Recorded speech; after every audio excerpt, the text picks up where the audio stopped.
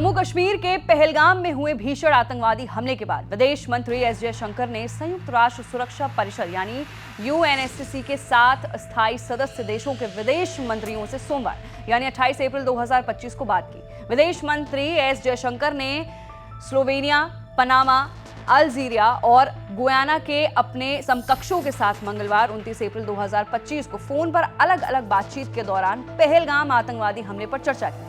अन्य अस्थायी सदस्य देशों में डेनमार्क, पाकिस्तान और कोरिया गणराज्य शामिल हैं। विदेश मंत्री ने संयुक्त राष्ट्र महासचिव एंटोनियो गुतरेस से भी फोन पर बात की और इस हमले के अपराधियों, योजनाकारों और समर्थकों को न्याय के कटघरे में लाने की बात कही। जयशंकर ने गुतरेस से बातचीत के बाद सोशल मीडिया पर यह भी लिखा कि पहलगाम में हुए आतंकवादी हमले की स्पष्ट निंदा करने के लिए उनकी सराहना करता हूं।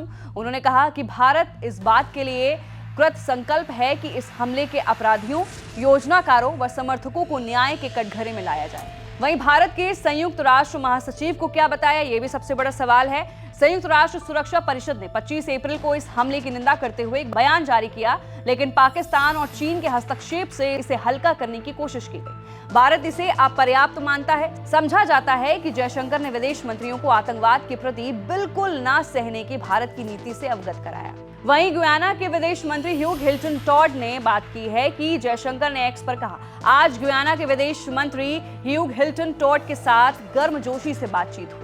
पहलगाम आतंकवादी हमले और सभी रूपों में आतंकवाद से निपटने की आवश्यकता पर चर्चा हुई। स्लोवेनिया के विदेश मंत्री तांजा फाजून के साथ अपनी चर्चा के बारे में जयशंकर ने कहा कि उन्होंने पहलगाम आतंकवादी हमले की स्लोवेनिया द्वारा निंदा करने के लिए उनका धन्यवाद किया। वहीं पनामा, अल्जीरिया से भी पहलगाम पर बातचीत हुई है। पनामा के जेवियर मार्टिनेज के साथ फोन पर बातचीत के दौरान विदेश मंत्री ने पहलगाम में हुए आतंकवादी हमले के बाद भारत के प्रति पनामा द्वारा एकजुटता और समर्थन व्यक्त करने के लिए उनका धन्यवाद दिया।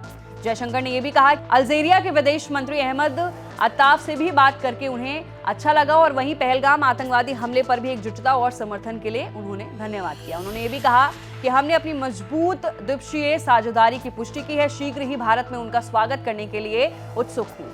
वहीं आतंकवाद पर सियरा लियोन के विदेश मंत्री से भी चर्चा की। सियरा लियोन के विदेश मंत्री के साथ अपनी चर्चा में जयशंकर ने कहा कि आज सियरा लियोन के विदेश मंत्री टिम कब्बा से बात की। पहलगाम में आतंकवादी हमले की कड़ी निंदा करने के लिए सियरा लियोन को धन्यवाद। वहीं साथ ही हमने द्विपक्षीय सहयोग की भी समीक्षा की। भारत सरकार ने हाल के दिनों में दुनिया के कई देशों से संपर्क कर इस हमले में सीमा पार तत्वों की भूमिका पर भी जानकारी साझा की। वहीं सवाल ये भी बनता है कि दुनिया के कितने ताकतवर मुल्क भारत के साथ हैं।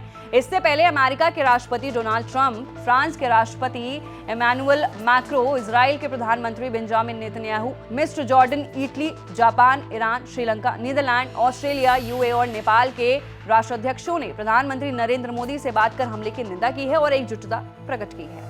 प्रधानमंत्री नरेंद्र मोदी ने रविवार को मन की बात में कहा था कि हमले के दोषियों और साजिशकर्ताओं को सबसे कड़ा जवाब दिया जाएगा। मंगलवार को उन्होंने सेना की कार्रवाई के लिए पूर्ण परिचालिका स्वतंत्रता दी और रक्षा मंत्री, राष्ट्र सुरक्षा सलाहकार और तीनों सेनाओं के प्रमुखों के साथ बैठक की। सूत्रों के अनुसार प्रधानमंत्री ने स्पष्ट किया कि आतंकवाद के खिलाफ निर्णायक कार्रवाई करना राष्ट्र संकल्प है। तो फिलहाल के लिए कैसे लगी आपको रिपोर्ट, नीचे दिए गए कमेंट सेक्शन में अपनी राय जरूर रखिए। मैं थी आपके साथ वंशिका सिंह और आप देख रहे हैं एबीपी लाइव।